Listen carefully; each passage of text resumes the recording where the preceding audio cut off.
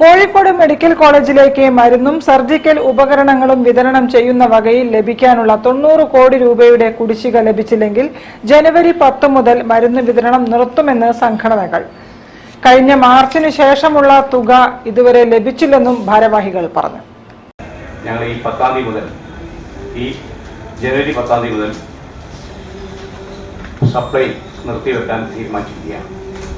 ഇത് അറിയിച്ചുകൊണ്ട് നമ്മളിവിടെ സ്ഥലം എം എൽ എയും ഇവിടുത്തെ മിനിസ്റ്റേഴ്സിനും ജില്ലാ കലക്ടറെയും സൂപ്രണ്ടിനെയും എല്ലാവരും നമ്മൾ സമീപിക്കുകയുണ്ടായി. ഇതിന് ഞങ്ങൾ ജനങ്ങളിലേക്ക് അറിയിക്കാൻ വേണ്ടി ഞങ്ങൾ ഒരിക്കലും ഈ മരുന്ന് മെഡിക്കൽ കോളേജിൽ കൊടുക്കേണ്ട എന്നുള്ള ആഗ്രഹക്കാരല്ല.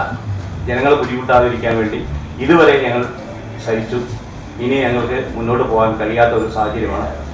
സർജിക്കലിൻ്റെ ആൾക്കാർക്കും വലിയൊരു തുക കൊടുക്കാനുണ്ട്, ഫാർമസ്യൂട്ടിക്കൽസിനും വലിയൊരു പൈസ കൊടുക്കാനുണ്ട്. അതുകൊണ്ട് ഇനി സപ്ലൈ ചെയ്യാൻ പറ്റാത്ത ഒരു സാഹചര്യമാണ് ഞങ്ങൾക്ക്. All Kerala chemist and druggist association, AKSSBA ജില്ലാ ഘടകങ്ങളാണ് മരുന്ന് വിതരണത്തിൽ നിന്നും പിൻവാങ്ങുന്നത്.